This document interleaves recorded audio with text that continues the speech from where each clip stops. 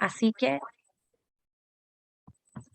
muchas gracias a todos y a todas quienes se están sumando a esta convocatoria, especialmente a los vecinos y vecinas de Ñuñoa, de la Asamblea Esquina de Dignidad, que son quienes convocaron esta actividad, y también a las organizaciones, a las comunidades que nos ayudaron a difundir, incluido también el programa Voces por la Dignidad, en donde esta actividad también va a ser retransmitida. Soy Jessica Rodríguez, periodista y asesora de comunicaciones del constituyente Bastián Lavé en la Convención Constitucional, y esta tarde estaremos informando sobre los derechos sociales en la nueva Constitución. Para hablar sobre esto nos acompaña Javier Pineda Olcay. Él es un abogado especialista en relaciones internacionales de la Universidad de Chile y es asesor de movimientos sociales constituyentes en la Convención Constitucional.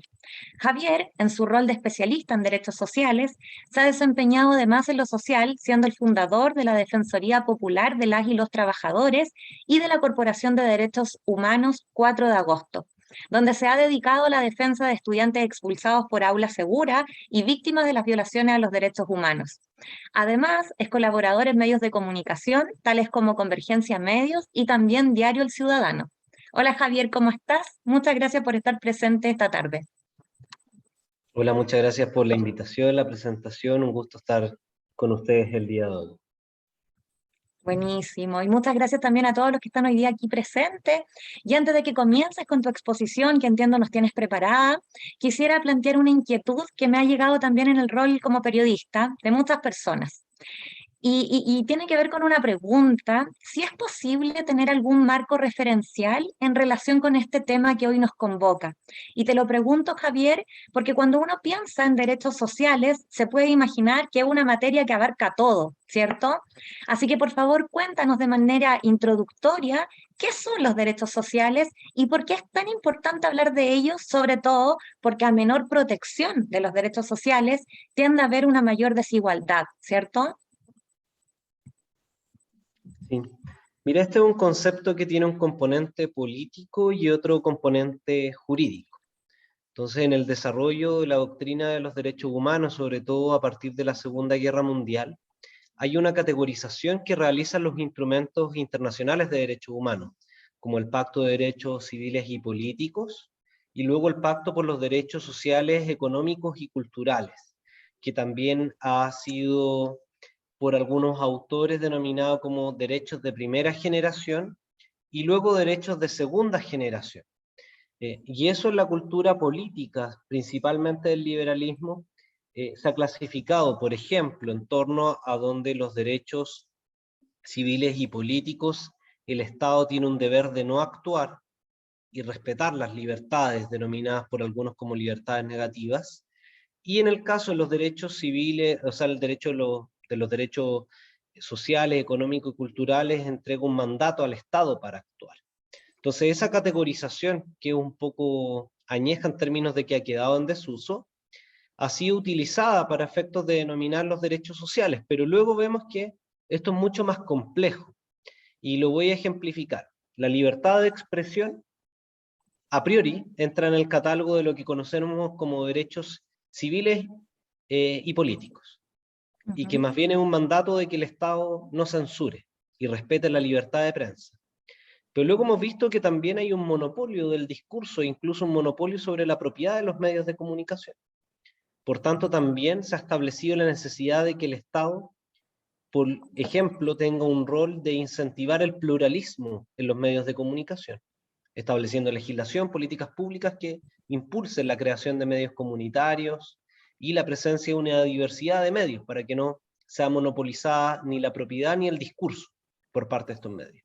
Entonces vemos cómo un derecho clásico, que estaba categorizado como derecho civil y político, se transforma también en un derecho que tiene un componente social.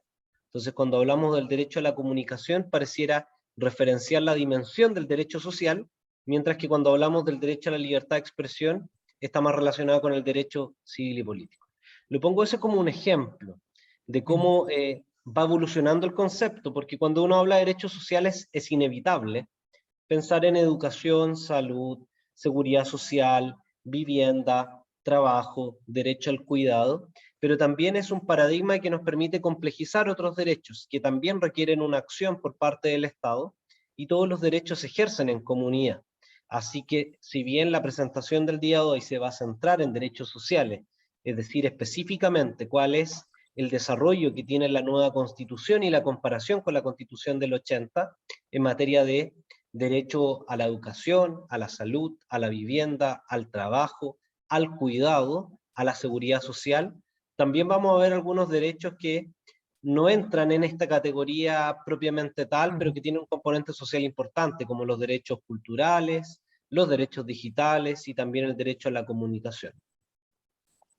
Muchas gracias, Javier. Y esto era súper importante poder mencionarlo también como una introducción, porque es la cercanía que tiene con nosotros, ¿cierto? Cuando hablamos de salud, de educación, de vivienda, son asuntos que nos competen de manera muy directa. Así que muchas gracias por tu respuesta introductoria.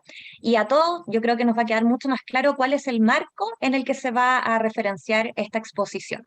Así que antes de partir, le pido también a los y las asistentes que están aquí que mantengan por favor sus micrófonos en silencio y que vayan escribiendo todas las preguntas que les puedan surgir en esta exposición a través del chat para que al final de la presentación que haga Javier podamos ir dándole respuesta. También yo les voy a dejar un link en el mismo chat para que quienes quieran poder quedar con esta información también guardada o la quieran compartir a sus familiares, a sus cercanos, a sus amistades, también lo puedan hacer y no tengamos que interrumpir la exposición. Así que sin decir más, dejo con ustedes la exposición de nuestro especialista invitado el día de hoy, Javier Pineda Olcay, abogado de la Convención Constitucional. Así que adelante, Javier, y nos vemos cuando termine la exposición. Bueno, muchas gracias por la presentación, más que especialista, compañero desde los movimientos sociales. Estamos trabajando ahí duro con varias organizaciones por sacar adelante los desafíos que nos impusimos antes incluso de que se instalara la Convención Constitucional, y que sin lugar a dudas el desarrollo de los derechos sociales ha sido una de nuestras prioridades. Así que voy a entrar de lleno en materia. Voy a tratar de no demorarme tanto en la exposición, cuestión de que podamos tratar de tener un diálogo y sobre todo resolución a las preguntas, que es donde se instala los principales, que ahora le llaman fake news, que no son más que las mentiras, eh, y también poder conversar sobre la nueva Constitución y el borrador, que es lo más relevante. Entonces, esta presentación en principio tratamos de trabajar en conjunto lo que es el Estado social con el concepto de Estado democrático también, porque son dos conceptos que van de la mano. Sin embargo, el día de hoy solo voy a hacer referencia a la dimensión del Estado social y en particular sobre los derechos sociales. Entonces, una primera dimensión es que cuando hablamos de la nueva Constitución nos cuesta categorizar y mencionar todo el contenido que tiene, que es mucho. Entonces, una respuesta jurídica sobre cuál es el contenido de la nueva Constitución podría partir mencionando cuáles son la estructura que va a tener la nueva Constitución. La Comisión de Armonización, que estamos en esta fase final ya de la Convención, donde hay 3 comisiones funcionando, la de preámbulo, que está redactando una especie de introducción al articulado de la Constitución, la Comisión de Normas Transitorias, y por otro lado está la Comisión de Armonización. Entonces la Comisión de Armonización nos ha dicho que la nueva Constitución va a tener 12 capítulos.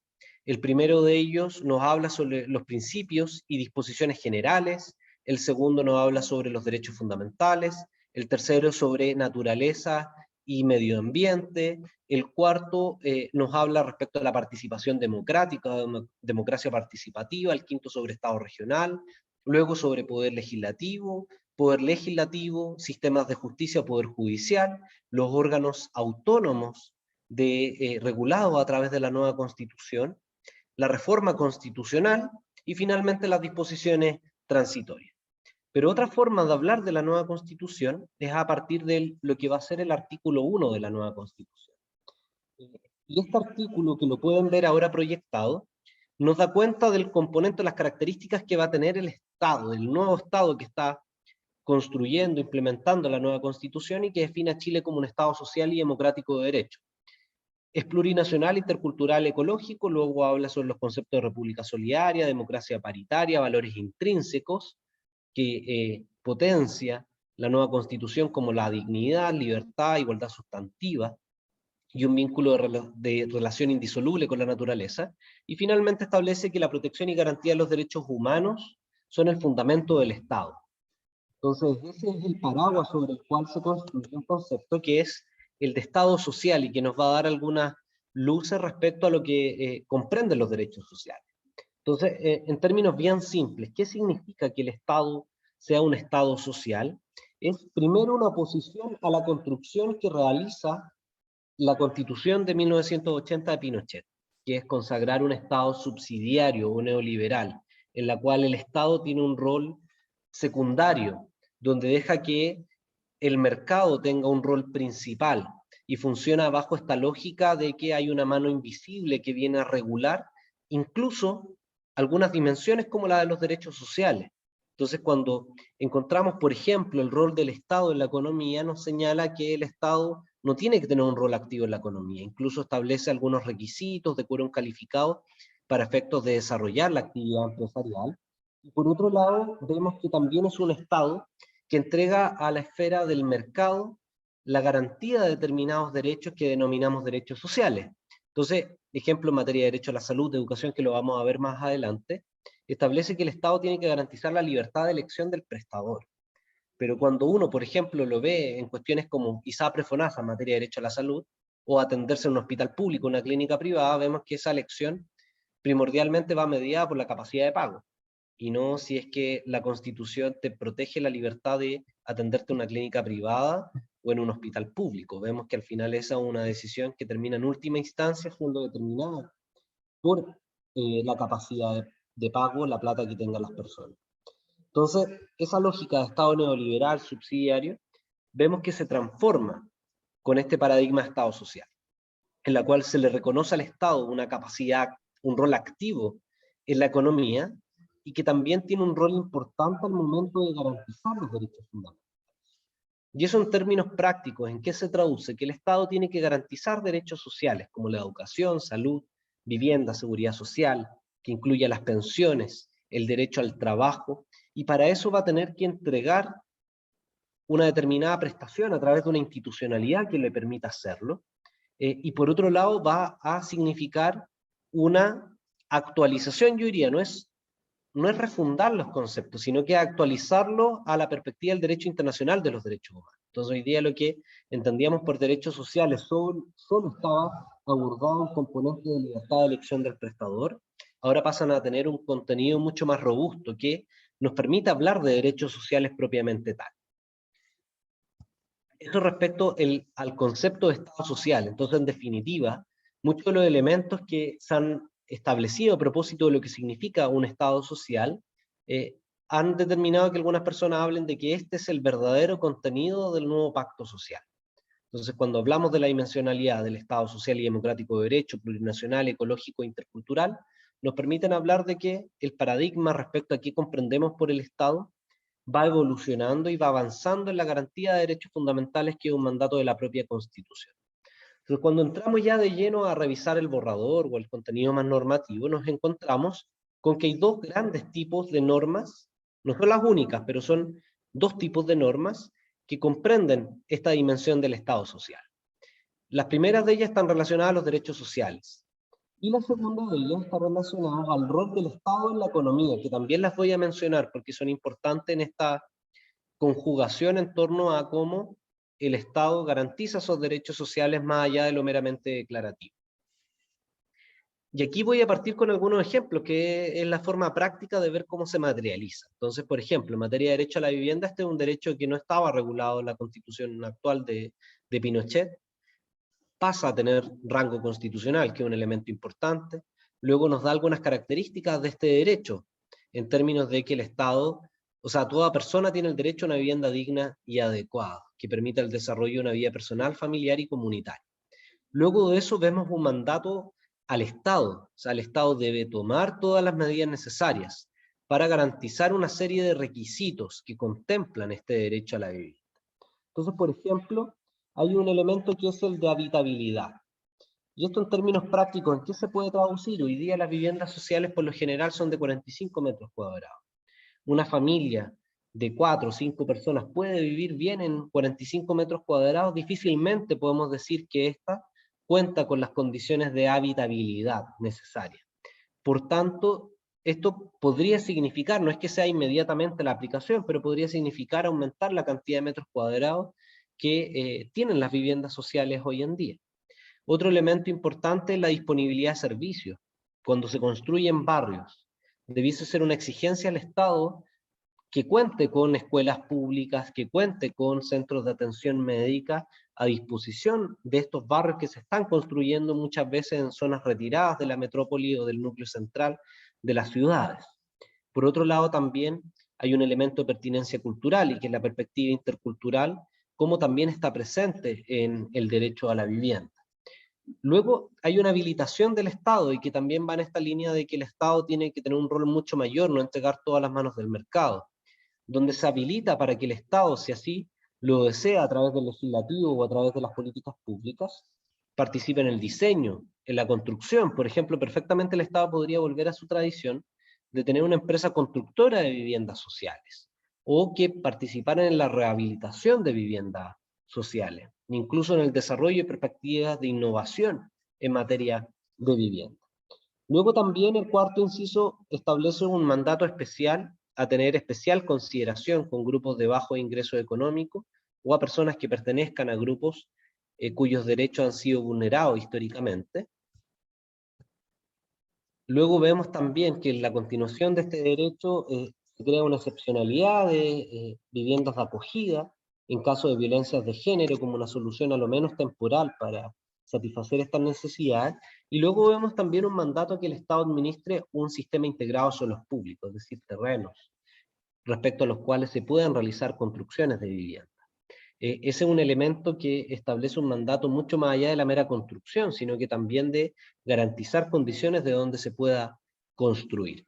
Entonces, esta lógica de definición de mandato al Estado, de sujetos de especial protección, e incluso desarrollo de institucionalidad, como sería el sistema integrado de suelos públicos, es una cuestión que permea los distintos derechos, y se constituye un elemento importante de cómo se comprenden los derechos sociales en la nueva Constitución. Acá no es meramente declarativo. Por eso también hay una discusión importante respecto a las normas transitorias, porque la pregunta es, ¿cuánto nos vamos a demorar en implementar toda esta nueva institucionalidad? Pero vemos que no es una mera declaración, porque si hubiese sido meramente declarativo, probablemente nos hubiésemos encontrado con el inciso primero. Es decir, que el derecho, que era lo que planteaba la derecha incluso, que todas las personas tuvieran derecho a la vivienda digna y adecuada, y ahí basta. Ahí nos quedamos, podemos decir que el derecho a la vivienda está garantizado en la Constitución, pero que no nos establece más criterio. En este caso va mucho más allá, y eso permite tener un derecho regulado robustamente en la nueva Constitución. Sin lugar a duda hay muchos desafíos en materia de legislación. Por ejemplo, hoy día toda la discusión sobre vivienda se regula principalmente a través de decretos supremos, es decir, facultades de la potestad reglamentaria del presidente de la República. Debiese avanzar a sistemas mucho más complejos en términos de legislación y además acompañado de políticas públicas. Entonces, ese es el nuevo paradigma que trata de instalar la nueva Constitución. Acá una fake news que ha sido instalada permanentemente es que por este artículo las personas no tendrían derecho a la vivienda propia. Y eso es una completa mentira, porque hay otro derecho que establece el derecho a la propiedad sobre todos los bienes y especies. Y eso incluye al momento de definir todos los bienes como son los bienes inmuebles, es decir, las casas, los terrenos. Entonces las personas tienen derecho a la vivienda propia. El Estado va a seguir garantizando el derecho a la vivienda a través principalmente de la construcción de viviendas propias. Pero acá vemos que también hay soluciones del derecho de vivienda que no pasan por la casa propia. Por ejemplo, sistemas de arrendamiento a un precio justo, que permitan que personas puedan temporalmente acceder a la vivienda y que incluso vayan cambiando de vivienda en la medida que van cambiando sus necesidades, lugares de trabajo, incluso el tamaño de su familia. Otra solución que es distinta es también, por ejemplo, las viviendas de acogida, que son de carácter temporal y principalmente son una solución o respuesta inmediata frente a actos de violencia de género, que tampoco es la casa propia. Pero esto no significa que la casa propia no esté garantizada, como les decía. Ese es un derecho que va a seguir garantizado y probablemente sea la forma principal de satisfacer el derecho a la vivienda. Luego vemos también que hay un paradigma de cambio en materia de derecho al trabajo, donde hay un estatuto de protección mayor a los trabajadores y también de participación de los trabajadores en la vida política e incluso la vida empresarial, en la vida económica. Entonces, esta es una perspectiva de democracia económica que fortalece un derecho social como es el derecho al trabajo. También lo vemos en el derecho al cuidado, donde se establece que todas las personas tienen derecho a cuidar y a ser cuidadas hasta la muerte. Se establece un mandato a que el Estado provea determinadas condiciones de garantía para que ese cuidado sea digno en condiciones de corresponsabilidad. Nuevamente vemos lo mismo, por ejemplo, en vivienda era el sistema integrado de suelos públicos, acá hablamos del sistema integral de cuidados. Entonces, nuevamente vemos un mandato a generar institucionalidad que permita garantizar este derecho, y luego también vemos sujetos de especial protección.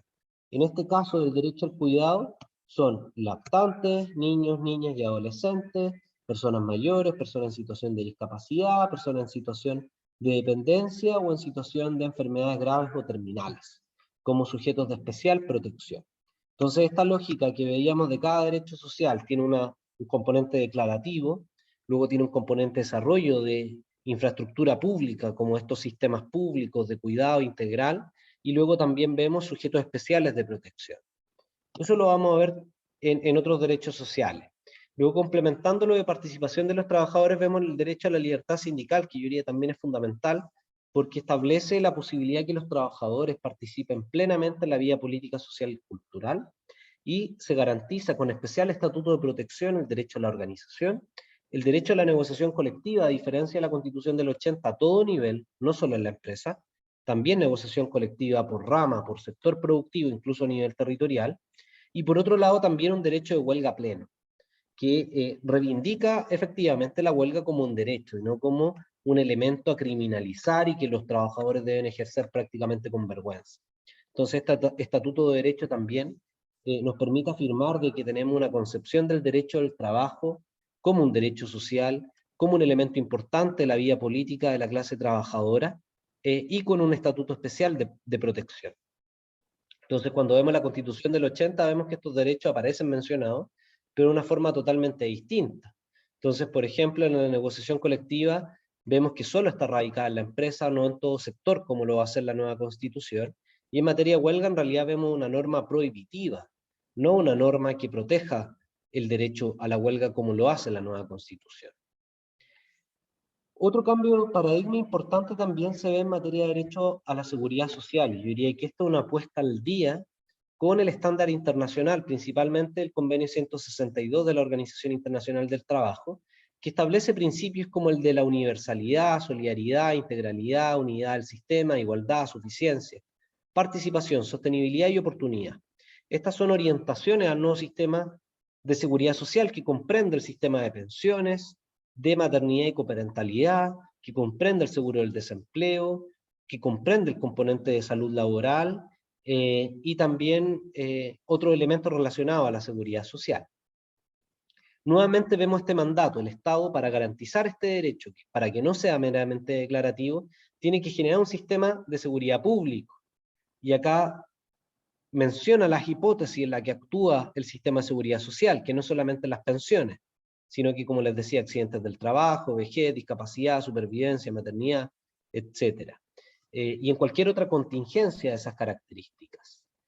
Acá hay un mandato especial nuevamente. Tiene que tener especial consideración con las personas que ejerzan trabajos domésticos y de cuidado. Por ejemplo, ¿cómo se traduce esto?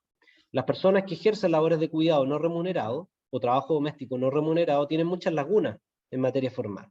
Entonces, por ejemplo, algo que podría satisfacer este artículo, este inciso, sería, por ejemplo, un reconocimiento a que los años donde desarrollaron trabajo doméstico y de cuidado sean considerados como años trabajados, incluso que se podría establecer una ficción respecto a cuál hubiese sido la remuneración, que ya podría ser la remuneración del último año de la trabajadora, u otro sistema de compensación, pero en términos prácticos es una acción afirmativa a las personas que por desarrollar estas labores se han visto afectadas en materia de seguridad social históricamente.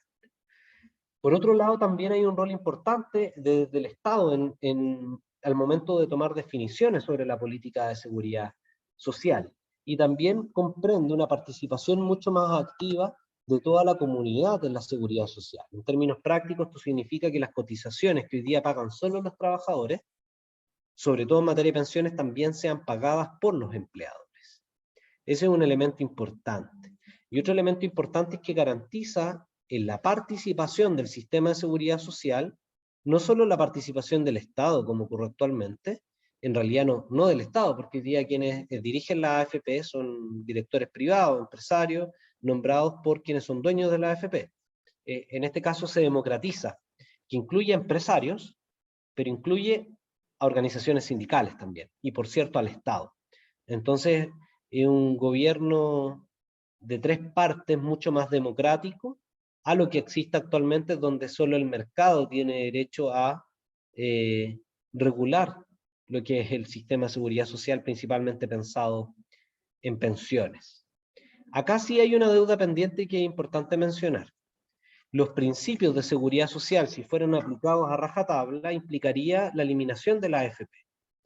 Pero lo cierto es que los elementos importantes para ponerle fin a la AFP no fueron aprobados. Entonces hubo un inciso que perdimos y que decía relación con la certeza al monto de las pensiones, que solamente puede ser otorgada a través de un sistema de reparto. Hoy día queda un escenario más abierto, donde podrían convivir AFPs con una institución previsional completamente pública. Esa discusión va a estar latente y se va a dar en el Congreso principalmente, por lo cual yo diría que una interpretación fidedigna al espíritu de la nueva Constitución significaría ponerle fin a la AFP. El Senado tiene algunas triquiñuelas debido al margen amplio en que quedó redactada esta norma para no ponerle fin definitivo a la AFP, así que ese es un elemento que vale la pena mencionar. De todas formas, la forma en cómo quedó regulado el derecho a la seguridad social es mucho más robusta a la que existe actualmente en la Constitución del 80. Aquí podemos ver la regulación de la Constitución del 80, que establece una restricción respecto al quórum de la ley que ordena a la seguridad social. Luego vemos que en realidad la preocupación del constituyente era garantizar el acceso a través de prestaciones básicas uniformes, sin importar si se trataba de instituciones públicas o privadas, habilitaba obligaciones a cotizaciones obligatorias y finalmente que el Estado supervigilaba simplemente la implementación de este derecho. Entonces, cuando volvemos a esta redacción, vemos que hay principios, hay un sistema de seguridad social público, es mucho más robusta la regulación. Luego, cuando hablamos del derecho a la salud, también tenemos una regulación mucho más exhaustiva, donde hay algunos elementos declarativos, como que toda persona tiene derecho a la salud y bienestar integral. Luego tenemos un deber del Estado en proveer las condiciones necesarias para alcanzar el mayor nivel de salud, considerando una serie de determinantes.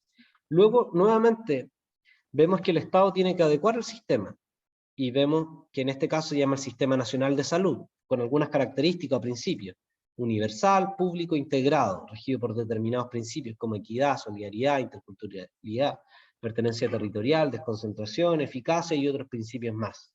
Luego vemos que el Sistema Nacional de Salud tiene que implementar una serie de acciones inmediatamente. Luego vemos que el sistema podrá, es decir, habilita a que el Estado incluya instituciones públicas y privadas. Y acá viene una primera discusión, porque los requisitos de este ingreso serán definidos por ley.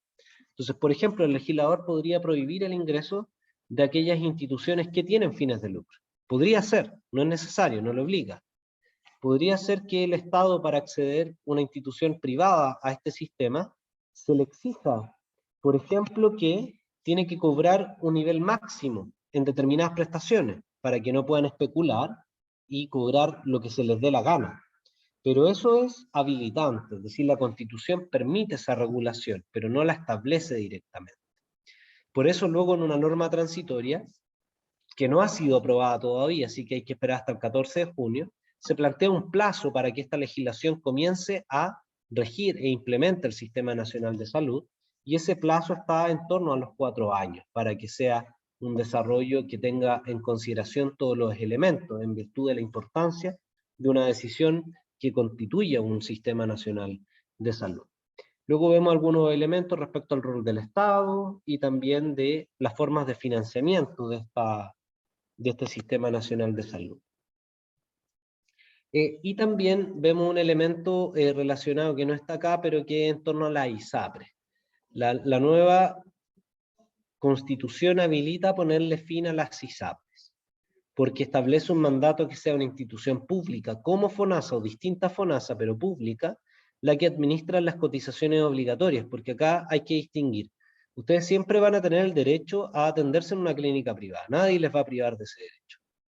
Pero el sistema público tiene que decidir con qué clínicas, por ejemplo, las incorpora al Sistema Nacional de Salud, y para eso hay que cumplir una serie de requisitos que hoy día no están establecidos, pero, como yo les decía, pueden hacer relación al lucro, pueden hacer relación al cobro máximo que pueden desarrollar este tipo de instituciones. Y en el caso de ISAPRE, la ISAPRE lo que hacen es ofrecer programas. No realizan la prestación médica como la clínica privada, sino que ofrecen planes de cobertura. Por tanto, eso va a seguir existiendo, pero como seguro privado. Es decir, las personas pueden decidir pagar un poco más para tener atención a menor costo en clínicas privadas, pero eso va a ser una decisión individual, no va a estar establecida por el sistema de que ustedes decidan a dónde se va el 7%.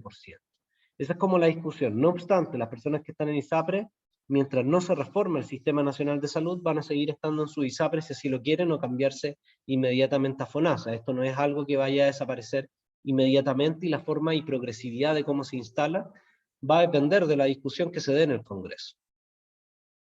Nuevamente vemos cómo la Constitución del 80 habla de la protección a la salud, pero nuevamente en condiciones del derecho a elegir el sistema de salud, no en fortalecer un sistema que garantice el derecho a la salud. Lo mismo ocurre con derecho a la educación. Vemos acá en este caso varias normas que le dan sustancia al derecho a la educación como un deber primordial e ineludible del Estado, luego el rol que tiene la educación en el proceso de formación y aprendizaje de las personas, luego vemos algunos elementos que constituyen los fines de la educación, luego vemos algunos principios que rigen el derecho a la educación, luego vemos un mandato de orientarse hacia la calidad, luego vemos también de que la ley establece los fines y principios en los cuales se desarrollan los procesos de enseñanza.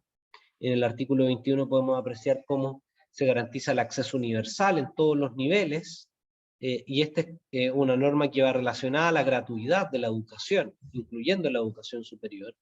Luego nuevamente vemos esta lógica de un sistema nacional de educación.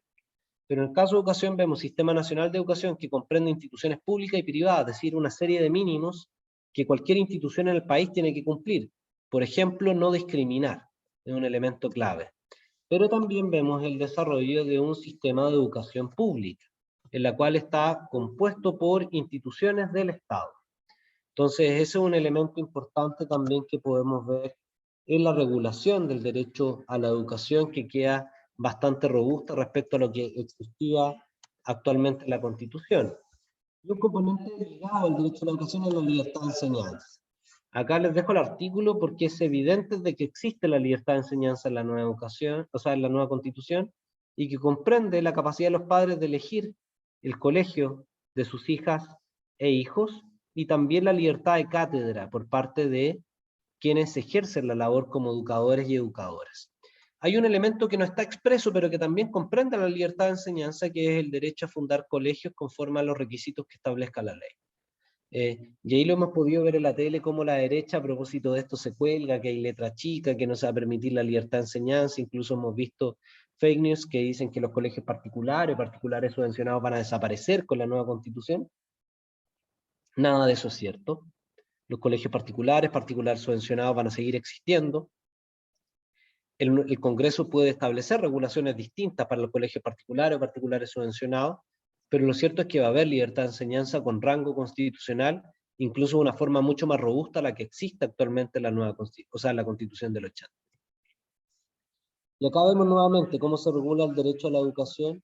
Tenemos una perspectiva que está pensada en una dimensión de la libertad de enseñanza, principalmente en la dimensión de elegir el colegio de los hijos e hijas que lo contempla la nueva Constitución, y por otro lado también hay una perspectiva de desarrollar la capacidad prácticamente empresarial educativa, que no es parte de la otra constitución expresamente, pero que sí también la atraviesa y que es un derecho que se va a poder seguir desarrollando. Como decía la Lamiana Elisa Loncón, la comunidad alemana va a poder instalar su colegio alemán, pero las comunidades mapuches también van a poder instalar sus colegios mapuches. Acá se contempla la libertad de enseñanza en la Constitución del 80, ya mencionaba, y luego tenemos otros derechos, como el derecho a la comunicación social, que está bien robusto en la nueva Constitución. Nos habla de un derecho a la comunicación social que actualmente no existe. Nos habla respecto a la concentración de la propiedad de los medios, nos habla sobre la promoción de los medios de comunicación e información en todo nivel, sobre todo a nivel regional, local y comunitario. Luego vemos también que la nueva Constitución garantiza derechos culturales, y acá hay una serie de derechos que comprenden estos derechos culturales. Lo mismo ocurre en materia de derechos digitales relacionados a las brechas de acceso, un deber afirmativo por parte del Estado de garantizar el acceso a Internet, a las tecnologías de la información y a la comunicación. Y luego, para ir cerrando ya, lo que vemos también es normas transitorias sobre los derechos sociales. ¿Y cuál es el espíritu que orienta a esta materia? Es que existe un plazo para que el presidente de la República presente los proyectos de ley que implementan los nuevos derechos sociales conforme a la Constitución actual. Y esta nos señala que los plazos van entre 1 año a 2 años. Y además se le está dando un plazo al Poder Legislativo para que cumpla con la legislación de esas nuevas leyes, que en torno a los 2 años. Es decir, en septiembre del 2024 ya debiésemos ver desplegada la nueva institucionalidad en materia de derechos sociales. En el caso de derecho al trabajo hay algunas adecuaciones diferenciadas, puesto que esto es solamente ley, no implica tanta creación de nueva institución como lo comprenden los otros derechos sociales, pero que es un plazo entre 1 año y medio a 2 años. Y finalmente el Sistema Nacional de Educación también tiene un plazo especial para desplegarse, todavía no está claro cuántos años van a ser, pero también hay un mandato especial al legislador para implementar el Sistema Nacional de Educación y el Sistema de Educación Pública. Luego, les voy a dejar la presentación, pero no me voy a detener, así que por aquí voy terminando, en que el Estado también participa de la actividad económica. Y esto es importante sobre todo en materia de cómo el Estado recauda para efectos de garantizar los derechos sociales. Entonces, este es un elemento que nos diferencia respecto a la Constitución del 80. Y finalmente luego podemos ver algunos elementos de cómo se despliega la institucionalidad democrática en la nueva Constitución, que nos va a permitir que todos aquellos elementos pendientes en materia de derechos sociales tratemos de seguir conquistándolos a través de los mecanismos de democracia participativa y directa que contemplan la nueva Constitución. Así que, en virtud de que la exposición del día de hoy estaba solicitada para hacer una referencia principalmente en materia de derechos sociales, lo dejo hasta ahí para que podamos hacer paso a las preguntas. Muchas gracias, Javier, por tu presentación. Y mira, mientras tú ibas exponiendo, surgieron algunas preguntas en el chat por parte de Hernán, que él realizó 2 preguntas y como fue el único que escribió, yo le invito a que prenda su micrófono y te pueda realizar directamente él sus preguntas. Así que, Hernán. Hola Jessica, ¿cómo estás? Muy bien, acá. Mira, pucha, perdón, no recuerdo el nombre del Leo la abogado. primera. Javier. Javier, la pregunta es súper directa, Javier. Básicamente son 2 cosas. Está bien, el derecho a la vivienda lo encuentro estupendo, creo que es lo mínimo que toda persona debiese tener. Pero, ¿qué pasa? Ya, o dice algo o no dice la nueva Constitución, ¿qué pasa con las personas que actualmente ya se tomaron algún terreno, ojo, un terreno privado, para instalar sus casas, donde ellos también tienen derecho a la vivienda, lógica, pero quitaron ya un terreno?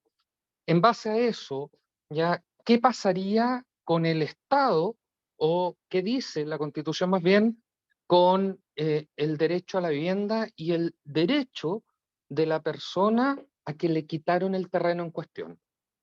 Y la segunda pregunta es en relación a salud. también lo encuentro bastante bueno, ya un derecho de salud digna, de calidad, que eso es indiscutible. Pero mil disculpas, pero encuentro una cantidad de vacíos extremadamente grande en cuanto a lo que está escrito en la nueva Constitución. No lo he leído todo hasta el momento, soy honesto, ¿ok? Pero lo que he leído en cuanto a salud me quedan muchos vacíos. Entonces me gustaría ver si me puedes aclarar algo con respecto a eso. Una contrapregunta, ¿cuáles serían esos vacíos para poder pronunciarme y ver si es que son vacíos o no? A ver, ¿qué va a pasar? Mira, básicamente, Javier, ¿qué va a pasar ya con las personas que, primero, ¿es real o no es real ya de que si se aprueba ya la nueva constitución en cuanto a salud, me refiero, a que no sé si van a desaparecer las ISAPRES o no, pero ¿qué va a pasar con que todos vamos a pasar a ser perteneciente a FONASA propiamente tal, y las personas que quieran atenderse en otro centro asistencial privado tienen que pagar un seguro como tal? ¿Ese seguro ya está normado? Ah, Voy a ser honesto, yo soy un trabajador más igual que todos. Por lo tanto, ¿cuánto me va a costar? ¿Ya? ¿Voy a pagar más con ese seguro de lo que actualmente estoy pagando? O más bien lo otro, que lo encuentro estupendo, que todos seamos FONASA, súper bien, ¿ok? Pero a mí me encantaría saber ya si los políticos actuales de ambos lados, ojo, soy súper imparcial con eso, se atienden, por ejemplo, en un hospital público, si van a un SAPU, si van a esas colas eternas, como por ejemplo ayer había, mientras llovía, una cantidad de niños esperando que los atendieran. Por lo tanto, eso, que todos tengamos un servicio básico de salud, está normado, estupendo, pero se va a obligar a que los hospitales presten un servicio adecuado, de calidad, digno para la gente. Eso. Sí, respondo. Respecto al derecho a la vivienda, a ver, para resolverlo de forma más fácil, si a alguien le toman un terreno, o lo tomaron antes de la nueva constitución, y luego la pregunta es, ¿qué pasa con la nueva constitución si tengo un terreno tomado o me toman un terreno? Usted tiene dos acciones, una penal y otra civil, que va a poder seguir presentando en la nueva constitución. Si se lo tomaron recién, puede presentar una querella por usurpación de bien inmueble. Y implica que si está en estado de flagrancia, Carabineros tiene que actuar inmediatamente desalojando el predio que se tomara. Si es que usted toleró durante un determinado lapso de tiempo, puede que no le acojan la acción de usurpación de bien inmueble y digan que en realidad usted tuvo tolerancia respecto a esa ocupación y va a tener que acceder a un mecanismo civil, que se llaman demanda de precario. Entonces usted va a poder desalojar a las personas que no cuentan con la venia. No hay ningún inciso que admita ni proteja las tomas de terrenos en la nueva constitución. Pero ¿cuál es la situación? Yo diría que es distinto la situación, por ejemplo, si se trata de una toma de terreno de un lugar público. En ese caso, por ejemplo, podría disponer, supongamos que en Antofagasta o en Iquique, gran parte de las propiedades públicas son parte del ejército o de las Fuerzas Armadas. Entonces, podría existir una negociación entre quienes tomaron el terreno y decirle al Estado que esa propiedad pasa a ser parte del banco de suelo público, porque es propiedad del Estado. Y que en virtud de ese traspaso, sobre ese terreno, eventualmente pudieran postular y construir proyectos sociales. Entonces acá es un estatus distinto, el de propiedad privada, que va a tener esa protección siempre, respecto a uno de parte del Estado, que también el Estado puede desalojar. Y el Estado también puede presentar la demanda de precario o la querella por usurpación de bien inmueble, pero un estatus distinto, porque podría hacer parte de los suelos públicos. Perdón, Entonces, Javier, pero resulta que esas personas que tomaron en el terreno en cuestión ¿ok? Tienen derecho a vivienda, po. Entonces como que Sí, pero no, el derecho a vivienda no admite cometer delitos. Entonces, como usted podría decir, es que el derecho a salud, bajo esa lógica, podría ir a buscar al doctor a la casa, amenazarlo con una pistola y obligarlo a que lo atienda, porque tienen derecho a la salud. O sea, como ponerse en esa hipótesis es como el ejemplo que ya, yo le estoy dando. O sea, garantizar derecho a la vivienda no habilita a la comisión de ilícitos civiles o penales. o penal. Usted tiene Perfecto. mecanismos que con la nueva constitución los va a seguir teniendo. Ok. Y respecto al derecho a la salud, yo distinguiría entre, no sé si usted está en ISAPRE o en FONASA, pero FONASA tiene distintas categorías también que habilita distintos planes. Entonces no es que todas las personas en FONASA tengan acceso al mismo nivel de cobertura de prestación. La ISAPRE no lo atiende usted. Usted, el 7% de la cotización lo aporta a una institución que es pública, que FONASA actualmente podría ser otra, o a una institución privada. La institución privada tiene miles de planes y va a depender de lo que usted contrate. Y ese plan lo que le ofrece es cobertura con determinadas instituciones privadas. Muchas veces vemos que las ISAPRE son dueñas de las clínicas también y por eso a veces ofrecen descuentos y hay una integración vertical del mercado que muchas veces incluso ha sido cuestionada en el Tribunal de Libre Competencia si es que es algo legal o no, porque tiene como público cautivo, pero más allá de esa discusión. Usted, con la nueva constitución, si está en ISAPRE, va a seguir estando en ISAPRE hasta que se dicte una nueva legislación. Ese plazo de dictación de la nueva legislación va a durar más o menos 4 años. Esa legislación es la que le va a dar certeza absoluta respecto a cómo va a funcionar el sistema. Pues la nueva constitución nos da algunos parámetros. Nos dice que la cotización del 7% actual, que podría cambiar ese porcentaje de cotización, podría ir disminuyendo inclusive o aumentando según las necesidades de la población, va a una institución pública. Esa institución pública podría tener participación de empleadores, de trabajadores del Estado, como lo va a tener el sistema de seguridad social, o podría ser simplemente administrada a nivel estatal. Y ese sistema podría darle coberturas distintas, pero la atención, y esto es lo que sí da certeza al nuevo sistema, es que puede incluir clínicas privadas. O sea, no sé si usted se ha atendido en FONASA, pero usted puede pagar un bono y atenderse con médicos privados. Incluso usted puede comprar bonos en clínicas privadas, estando en FONASA. Eso va a seguir existiendo. El Sistema Nacional de Salud puede estar integrado por instituciones privadas, incluso con fines de lucro. La discusión respecto a los requisitos las va a establecer el legislador, pero no significa la discusión sobre dónde se va la cotización si es que usted va a poder atenderse en el sistema público-privado. Siempre va a poder atenderse en el sistema privado, ya sea con un médico particular, que tenga una consulta a una sociedad médica o incluso que sea una clínica privada. Lo que sí se va a poner fin, y ese es el espíritu de la nueva constitución, es que ese aporte que hacen todos los trabajadores del 7% vaya a un fondo público. Y ese fondo público va a tener que establecerse cuál es el nivel de cobertura que tiene, que debiese ser, incluso no en todas las instituciones estatales de 100%. Hay algunas operaciones que la persona igual tiene que aportar y pagar un porcentaje. Y eso es lo que va a tener que determinar la ley o incluso algunos actos por parte de la Superintendencia de Salud o algunos van a estar determinados por la institucionalidad de salud mediante decretos. Javier, lo último y termino. En relación a lo mismo, se sabe más o menos, porque eso lo entendía de antemano, que iba a un servicio básico, etc. ¿Ya? Y si yo me quiero atender en una institución privada, tendría que contratar un seguro, una cosa como seguro de salud, una cosa así. No, porque hay prestadores privados que van a ser parte del Sistema Nacional de Salud. Entonces van a haber clínicas privadas, en términos prácticos, que van a ser parte del Sistema Nacional de Salud y otras que no.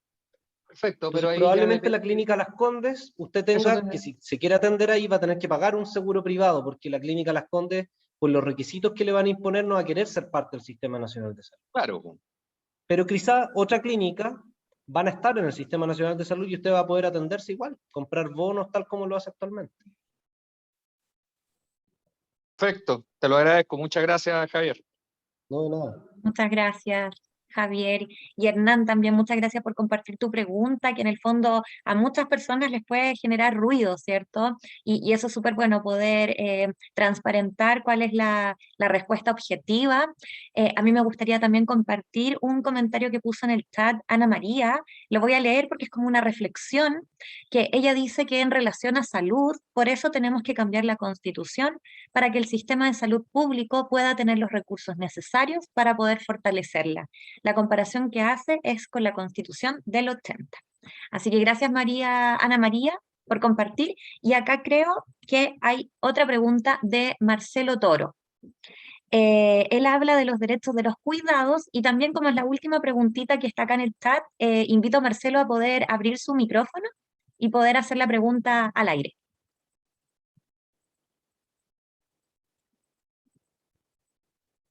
Si es que estás ahí, o si no la leo yo, Marcelo.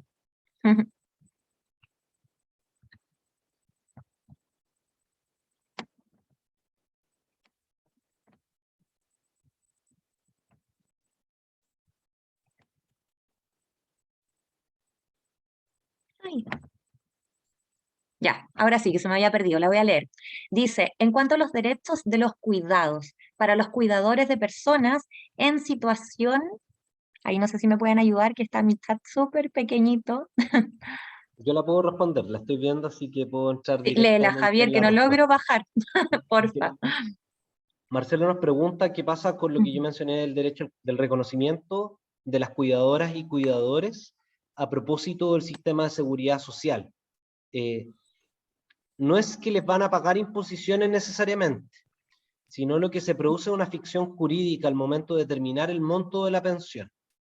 Entonces, supongamos lo que se podría hacer a través de una ley. Supongamos que el nuevo sistema de pensión establece que la pensión que una persona va a ganar va a depender de dos factores. Esto es una situación hipotética, no es que así va a ser, sino que podría ser una forma en que la ley establece este reconocimiento. Entonces, supongamos que el nuevo sistema de pensiones va a decir, usted, el monto de su pensión va a depender de dos factores: cuántos años trabajó y cuál fue el monto promedio de su última remuneración durante X cantidad de años. Supongamos que 10 años. Supongamos que una persona que trabajó 40 años, o sea, una vida laboral completa, prácticamente sin laguna, con un sueldo de 1 millón de pesos en promedio en los últimos 10 años, va a tener una tasa de reemplazo, es decir, la pensión va a ser equivalente al 80% de ese valor, de ese cruce. Entonces esa persona debería tener una pensión de 800.000 pesos. Supongamos la misma situación de una mujer que se dedicó a labores de cuidado y que en virtud de esas labores no pudo trabajar durante 20 años. Entonces a mi mujer, por el sistema considera dos factores y ganaba en promedio en los últimos 10 años 1 millón de pesos. Entonces el sistema podría decir que al trabajar 20, en lugar de la tasa del 80, la tasa va a ser del 50% o del 40%. Entonces va a ganar 400.000 pesos o 500.000 pesos, supongamos, ya, dejémoslo en 400.000 pesos. Lo que dice esta norma es que el sistema no solo tiene que considerar esos dos factores, sino que también tiene que considerar el trabajo de cuidados y trabajo doméstico. ¿Cuál es el mecanismo específico? Eso lo tiene que definir la ley. El legislador tiene que definir, pero tiene que reconocerlo. Entonces una opción que diga, por ejemplo, lo ideal sería que todos los años dedicados al trabajo de cuidados domésticos van a ser considerados trabajados, aun cuando nadie le haya pagado cotizaciones previsionales y no haya percibido remuneración.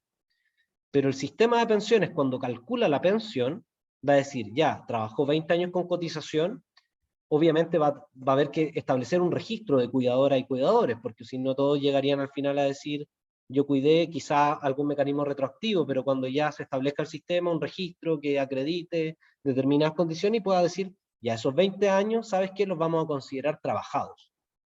Por tanto, esa persona, al momento de calcularle la pensión, van a decir, no, es que esta persona tiene 40 años, no tiene 20, porque trabajó 20 formalmente, pero durante 20 años estuvo cuidando, por tanto el sistema de pensiones le reconoce 40 años. Y su pensión, en lugar de ser 500.000 pesos, va a ser 800.000 pesos. Ahora, este era un ejemplo en abstracto, no es que vaya a ser así, pero el legislador tiene el deber de reconocer el trabajo de cuidado y doméstico, y obviamente va a tener un amplio abanico de posibilidades de cómo da ese reconocimiento, pero eso significa que va a impactar en las pensiones. Eso es como el elemento importante.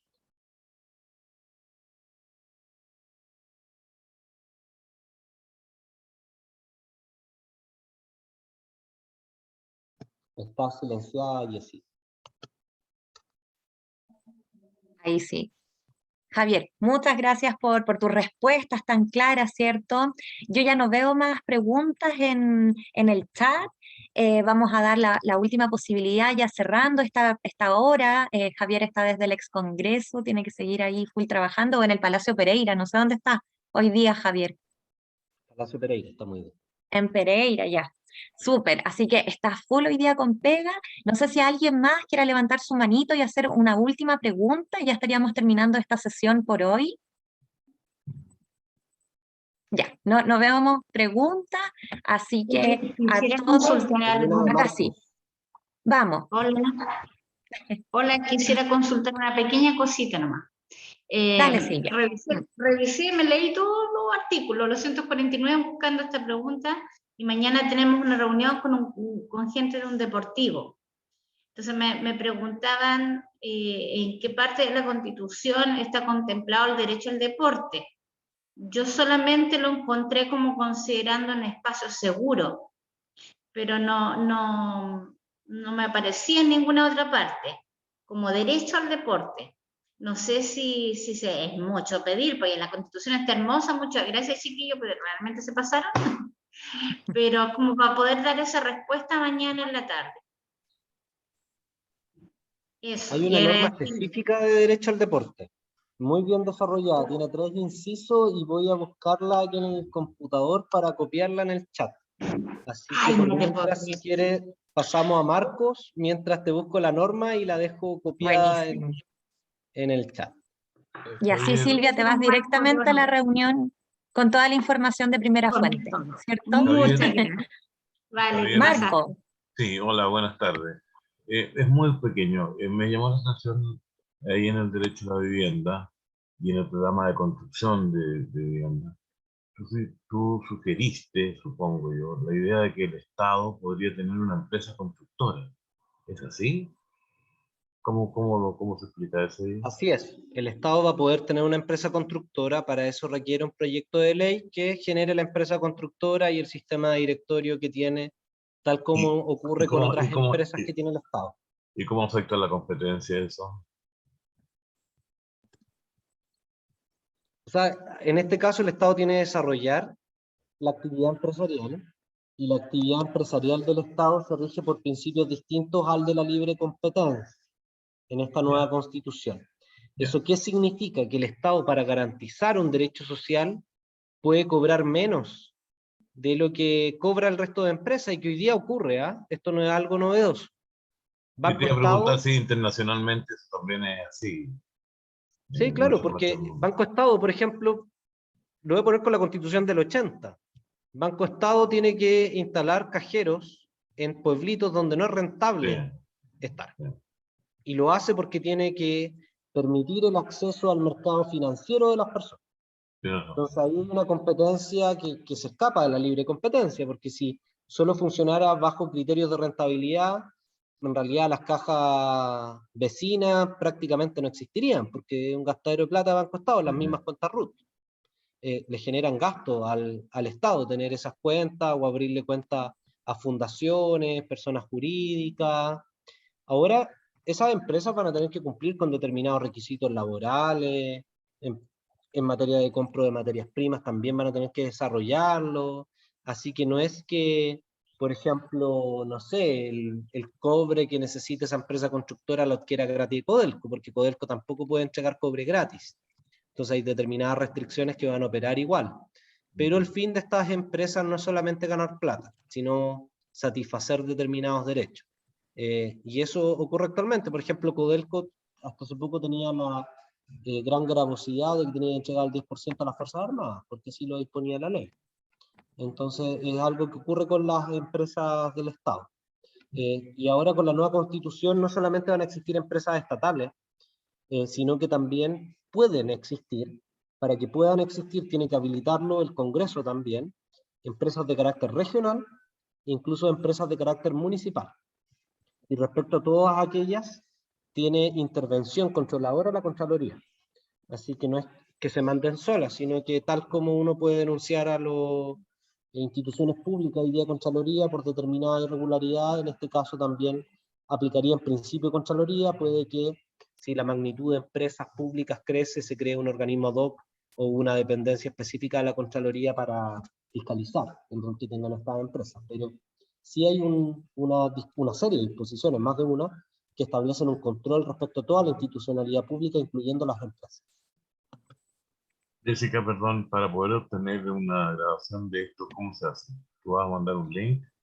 Sí, Marco, mira, justamente yo les dejé un link para que pudieran completar sus datos y todo, pero también les voy a dejar mi celular directo, así que me lo pueden solicitar por ahí, porque la idea es seguir manteniendo el Ya. contacto, que puedan tener la información de primera fuente y todo.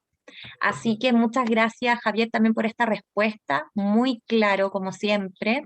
Y a ver en el chat, bueno, ahí lo estás dejando, los artículos en relación al deporte, ¿cierto? Es el número 290, por si lo quieren buscar Ujú. en el borrador. Y ahí, como pueden ver, son 3 incisos, que quedó bastante robusto, porque el primero habla del derecho al deporte, actividad física, prácticas corporales.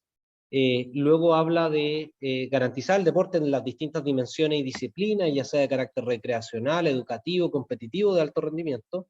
Este es como un paradigma: uno no solo hace deporte para competir y ganar competencia internacional y Juegos Olímpicos, sino que también es un componente recreativo importante y también parte de los procesos educativos. Y ahí habilita que el legislador regule cada una de estas dimensiones.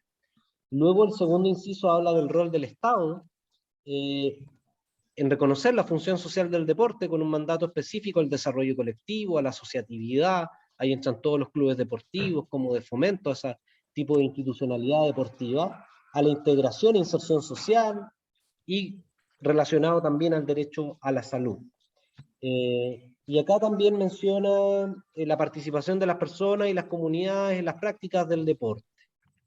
Y finalmente, y esta es importante para los más futbolistas, porque el deporte más afectado con las sociedades anónimas deportivas, esta va directamente ahí, el tercer inciso, y que establece que debe garantizarse la democracia y participación vinculante de las organizaciones en las instituciones públicas o privadas deportivas. Entonces, principalmente va pensado a los clubes sociales deportivos, por ejemplo, no sé quiénes serán del Colo-Colo acá, pero ahí hay una disputa importante entre la sociedad anónima y el club social y deportivo, así que esta es una norma exigida, incluso que fue iniciativa popular de ley, y que se recogieron algunos elementos que constituyen hoy día la norma de derecho al deporte. Así que quedó bien interesante esta normativa. Ahí Hernán dice que él es de Colo Colo, así que no entremos en disputa, por favor, ya estamos en temas políticos, sabemos que hay cosas que no hay tanto que conversar, ¿cierto? Oigan, ya no veo más, y dice que está con y que están con la camiseta puesta por el apruebo, muy bien. Así que yo ya no veo más preguntas, vamos a dejar hasta acá la grabación. Y ante todo agradecerle sobre todo a Javier por compartir estos conocimientos de manera tan clara, ¿cierto? A la Esquina de la Dignidad, que está representada aquí hoy día por la Miroslava Petrova, que se pasó con todo el tema de la coordinación y todo. Y también a cada uno de ustedes le agradecemos por su asistencia, por la participación tan activa, por este compromiso que tienen en este momento que es histórico, ¿cierto? Y que es tan importante que cada uno de nosotros vote informado. Yo creo que eso es lo más importante, más que hacer una campaña, ¿cierto? Hay que informarse y empezar a derribar las fake news, porque hay muchas situaciones que uno de repente toma decisiones en base a lo equívoco y la cosa no era tan así. Quiero agradecer también porque mientras respondían a las preguntas y todo, empezaron a responder el Excel y a mí, por lo menos en lo particular, me genera mucha alegría ver, por ejemplo, ahora conectados a personas desde el Gualmapu, en Angol, San Antonio, de la quinta región, llegó gente de la octava región, también está Temuco. Entonces, qué bonito que también en estos espacios podamos hacer esa sintonía con la descentralización. Les dejé dejé mi celular también por interno, si quieren escriban todo lo que necesiten, acá en la convención también estamos disponibles. Saludos desde la Patagonia también dicen, así que un abrazo muy grande, si quieren abran sus micrófonos ahí para que se escuche la muchedumbre. Y muchas gracias, Javier, que estén súper bien. Tercera acá región No, muchas presente. gracias. a Muchas disposición gracias. como siempre, así que cualquier